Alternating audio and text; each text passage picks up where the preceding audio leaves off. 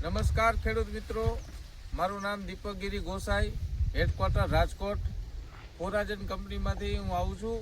અને આપણે આજે એક એવા ગામમાં અને એવા પ્રગતિશીલ ખેડૂત પાસે આવ્યા છીએ કે જેને આપણું 3 વર્ષથી તો આપણું મકાઈ વાવે છે અને આ વખતે આપણું એને 13-23 વાવેલું છે. એટલે આપણે એની પાસેથી એની રાય જાણીએ કે એને આપણે 3 વર્ષથી આપણી મકાઈ વાવે છે તો એને કેવું લાગે છે, શું કાંઈ એનો અભિપ્રાય આપણે ખેડૂત પાસે જાણીએ. કેમ છો કાકા? મજામાં. શું નામ તમારું? જયસુભાઈ સોહણ. અને ગામ તમારું? તાલુકો? જિલ્લો? રાજકોટ. એટલે આ તમે કઈ વેરાયટી વાવેલી છે? કોરાજન સાઇલેજ માસ્ટર. સાઇલેજ કરવા જ વાવો તમે? હા, સાઇલેજ. તમે કાકા આ અમારી 3 વર્ષથી વેરાયટી વાવો, આ બિયારણ ક્યાંથી મેળવો તમે? 3 વર્ષથી તમે ક્યાંથી મેળવો છો આ બિયારણ? બોટાદથી, ચામુંડા ઓર્ગેનિક્સમાંથી. હવે આ કેટલા દિવસની મકાઈ છે? 40 દિવસની થઈ. આ 40 દિવસની મકાઈ થઈ. આની તમે હાઈટ જોઈ શકો, 40 દિવસની મકાઈ છે. આ 40 દિવસે 5.5 ફૂટ આજુબાજુની હાઈટ છે.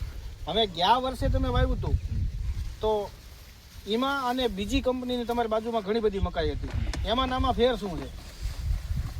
આનું દોડો એક આવે છે પણ સાઇલેજનું રાડું રહ્યું ને નીકો ને એક. તમે જે એક કોન વાળું આવ્યું હતું એ સાઇલેજ માસ્ટર હતું. આ 13-23 છે.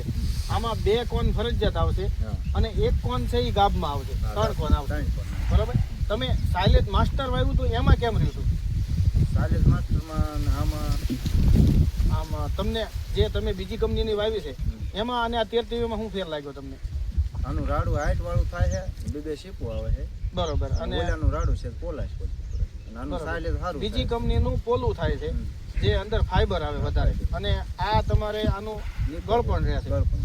આ કેટલી હાઈટ થઈ હતી તમારી ગયા વર્ષે? ગયા વર્ષે અંદાજ 10 ફૂટની 9-10 9-10 ફૂટની હાઈટ થઈ હતી. કેટલા દિવસે કટિંગ કર્યું હતું? 110.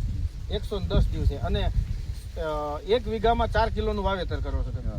તો આ વજન કેટલો નીકળ્યો હતો સાઇલેજનો? 400 થી 500 મણ આજુબાજુ સાઇલેજ 4 કિલોમાંથી બનતું. તો તમે ખેડૂત મિત્રોને શું સંદેશ આપો કે આ 13-23 વવાય કે ન વવાય? વવાય. આનાથી તમે સંતુષ્ટ? બરોબર. બીજા ખેડૂતને તમે જાહેરાત કરશો ભાઈ 13-23 વાવો એમ? તમે કોઈ ખેડૂતને આ વવડાવેલી ક્યારે? આજુબાજુમાં વવડાવી હતી, બરાબર. પણ બિયારણના કોન્ટ્રાક્ટ. હા, બિયારણ તમને જે તે સમયે નહોતું મળ્યું એટલે તમે બીજી મકાઈ વાવી હતી, તો એના કરતાં આ તમને સારી લાગી ને? તો બીજા ખેડૂતોને તમે જાહેરાત કરી શકો. ખૂબ ખૂબ આભાર તમારો.